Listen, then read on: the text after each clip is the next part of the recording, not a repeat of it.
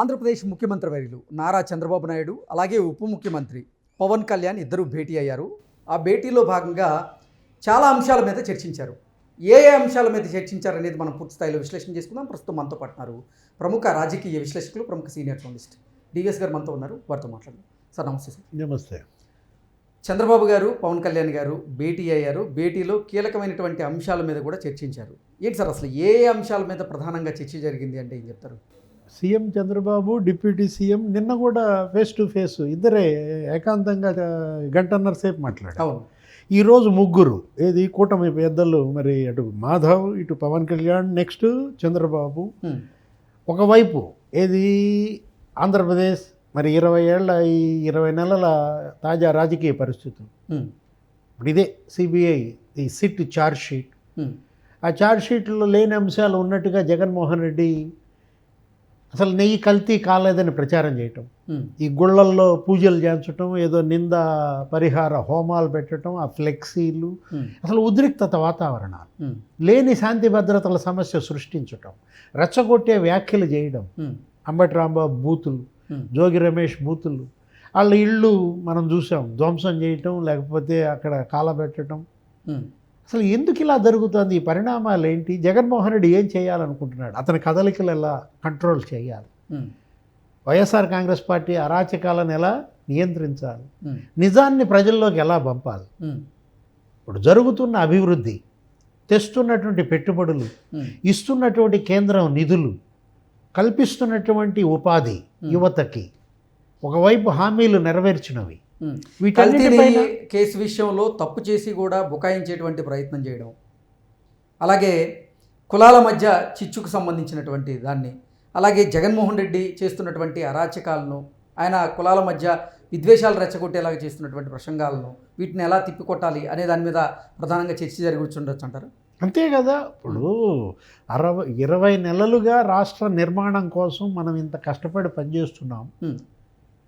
ఇప్పుడు దావోస్ వెళ్ళి పెట్టుబడులు తెస్తున్నాం, దేశ విదేశాలు పర్యటించి మనం చూసాం. Google data centre, Cognizant, TCS, quantum వ్యాలీకి రేపు శంకుస్థాపన చేస్తున్నారు 6వ తారీఖు. బిల్ గేట్స్ వస్తున్నాడు రేపు 16వ తారీఖు. ఓకే. అంటే అటు రాయలసీమ అటు సెమీ కండక్టర్స్ హబ్గా మారుతోంది. అటు కొరియా, జపాన్, అక్కడ 15,000 కోట్లతో సెమీ కండక్టర్స్ ప్లాంట్స్ పెడుతున్నారు. ఏరోస్పేస్గా సిటీగా డెవలప్ అవుతుంది. అటు కర్నూలు మరి డ్రోన్ సిటీగా చేస్తున్నారు. అనంతపురం. ఒకవైపు ఏమో నీటిపారుదల ప్రాజెక్టుల నిర్మాణం, అటు పోలవరం నిర్మాణం కంప్లీట్ అవుతుంది. డయాఫ్రమ్ వాల్ కంప్లీట్ అయిపోయింది. పుష్కరాల్లోపు పోలవరం కంప్లీట్ చేయాలి. కేంద్రం మరి నిన్న కూడా మనం చూసాం 3,800 కోట్లు బడ్జెట్ పెట్టింది. అమరావతి నిర్మాణం శరవేగంగా జరుగుతోంది. ప్రధాని మోడీ వచ్చాడు, 3 సార్లు వచ్చాడు, 3 లక్షల కోట్ల పన్నులతో శంకుస్థాపనలు, భూమి పూజలు చేశారు. ఇవాళ 4 లక్షల ఉద్యోగాలు కల్పించారు ఒక్క సంవత్సరంలో. అటు పరిశ్రమల్లో కావచ్చు, ఇటు ప్రభుత్వ పరంగా కావచ్చు. 16,000 టీచర్ల నియామకం జరిగింది, 6,000 కానిస్టేబుళ్ల నియామకం జరిగింది. అంటే వీటన్నిటిపైన చర్చ జరగకుండా, ప్రజల దృష్టి వెళ్లకుండా జగన్మోహన్ రెడ్డి తనే అరాచకాలు సృష్టిస్తాడు, తనే రెచ్చగొట్టే వ్యాఖ్యలు చేయిస్తాడు, విధ్వంసాలకు పాల్పడేలాగా చేస్తాడు, అతనే పరామర్శలు చేస్తాడు, అతనే పోలీస్ పైన ధ్వజమెత్తుతాడు. అంటే లా అండ్ ఆర్డర్ సమస్య క్రియేట్ చేసేదే Jaganmohan Reddy. Law and order ఏది అని అడుగుతాడు. అంటే దొంగే దొంగ దొంగ అన్నాడు. ఎట్లా ఈ దొంగని పట్టుకోవాలి, ఈ దొంగని ఎలా బంధించాలి? ఇప్పుడు దొంగ పోలీస్ ఆట. ఓకే. ఏంటి ఇప్పుడు ఇవాళ చర్చ అదే అన్నమాట. కూటమి పెద్దలు మరి ఏంటి ఇప్పుడు ప్రెస్ మీట్ పెట్టి వాళ్ళు చెప్పేది ఏంటి? మొత్తం రాష్ట్ర వ్యాప్తంగా 3 పార్టీలు అసలు ఏం జరిగింది, ఏం చేశాం, ఏం చేయబోతున్నాం అనేది ప్రజల పట్ల ఇవాళ మరి బహిరంగ సభలు ప్లాన్ చేస్తారా? ఏ రోడ్ మ్యాప్ ఇవాళ సీఎం ఇస్తున్నారు? ఎందుకంటే ఒక నెయ్యి ఉదంతమే కాదు, అటు వివేక హత్య కేసు సిబిఐ దర్యాప్తు ఒక్కరికి తీసుకురాలేకపోయింది, ఇటు కల్తీ నెయ్యి కేసు అది లాజికల్ ఎండ్కి తీసుకురాలేకపోయింది. అధికారుల వరకే పరిమితమై అక్కడ కూడా పాలక వర్గాన్ని తప్పించారు. ఇక్కడ కూడా అదే పాత్రధారులు, సూత్రధారుల అరెస్టే జరుగుతోంది తప్ప అంతిమ లబ్ధిదారు దాకా వెళ్ళటం లేదు ఏ కేసు కూడా. తనకి క్లీన్ చిట్ ఇచ్చేసిందని జగన్మోహన్ రెడ్డి చెప్పేస్తున్నాడు. ఒకవైపు కులాల చిచ్చు రెచ్చగొడుతున్నారు, కమ్మ కాపు మధ్య కుంపట్లు పెట్టాలని చూస్తున్నారు, ఉమ్, కాపుల్ని రెచ్చగొడుతున్నారు, కూటమి మీదకి, పవన్ కళ్యాణ్ మీదకి రెచ్చగొడుతున్నారు.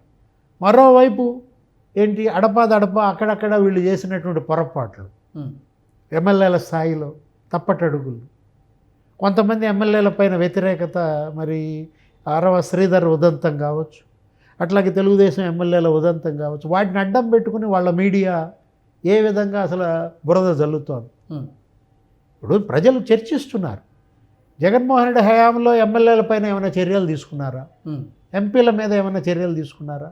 అప్పుడు లేవా ఇలాంటి ఉమ్, ఈ వీడియోలు అప్పుడు బయటికి రాలేదా? గోరంట్ల మాధవ్ వీడియో బయటకు వచ్చినప్పుడు జగన్మోహన్ రెడ్డి అతను సస్పెండ్ చేశాడా? ఉమ్, అతని పైన కమిటీ వేశాడా? అనంతబాబు వీడియో బయటకు వచ్చినప్పుడు జగన్మోహన్ రెడ్డి అనంతబాబుని సస్పెండ్ చేశాడా? త్రిసభ్య సంఘాన్ని ఏమైనా పంపించి విచారించాడా?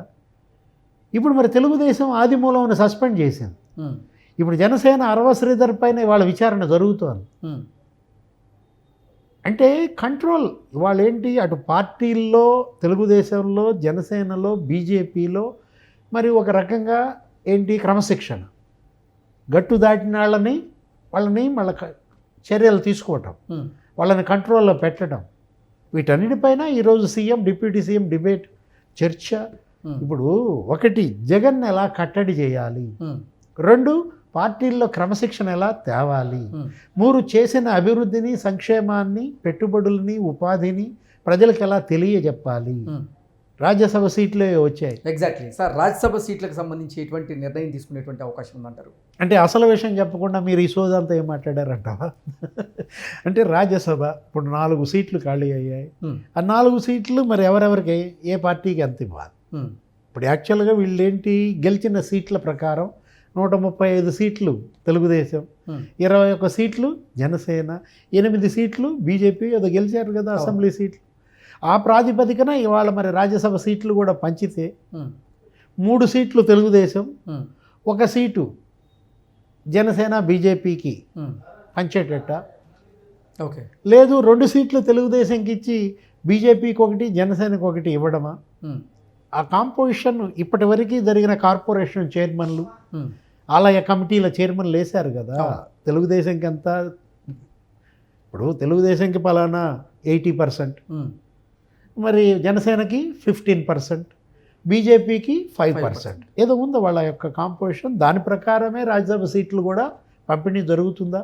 ఓకే, ఇప్పుడు దాని ప్రకారం మరి తెలుగుదేశంకి 3 రావాలి. ఉమ్, ఈసారి జనసేనకి ఇస్తే బీజేపీకి ఆపి, ఉమ్, వచ్చేసారి బీజేపీకి ఇస్తే జనసేన కాపీ, ఇట్లా రాజ్యసభ సీట్లు ఈ రాబోయే 3 ఏళ్లలో పంపిణీ జరుగుతుందా?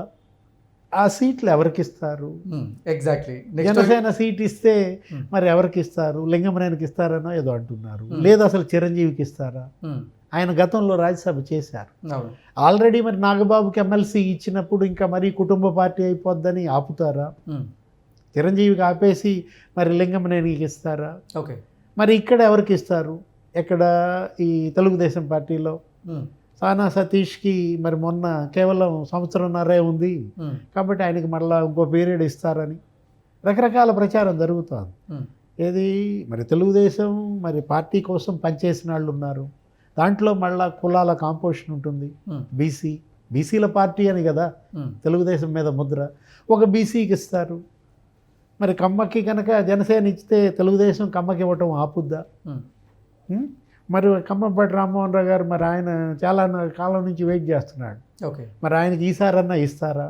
ఉమ్, యనమల రామకృష్ణుడు గారు ఉన్నారు, మరి బీసీకి ఇస్తే ఆయనకే ఇస్తారా? ఉమ్, ఆల్రెడీ యనమల గారింటో 3-4 సీట్లు ఇచ్చినట్టున్నారు. ఉమ్, మరి యనమల గారికి ఇవ్వరా? అంటే ఇప్పుడు ఒకటి అంత సుదీర్ఘ అనుభవం ఉన్నటువంటి ఆయన మరి ఏ విధంగా మరి సేవలు వినియోగించుకుంటారు? ఉమ్, ఇప్పటికే యనమల మీద మరి ఇంకా మరి రకరకాల ఇది జరుగుతున్నాయి. ఆయన ఏదో ఒక లేఖ రాసిన దీంట్లో అప్పట్లో కొంత ఎడాపెడా అది ఏదో దూరం జరగటం ఇది ఏదో నడుస్తున్న దీంట్లో. లేకపోతే వర్లరామయ్య గారు, ఉమ్, ఆయన అసలు ఆల్రెడీ రాజ్యసభలో కాళ్ళు పెట్టే ముందు గబాలు వెనకరమ్మన్నారు.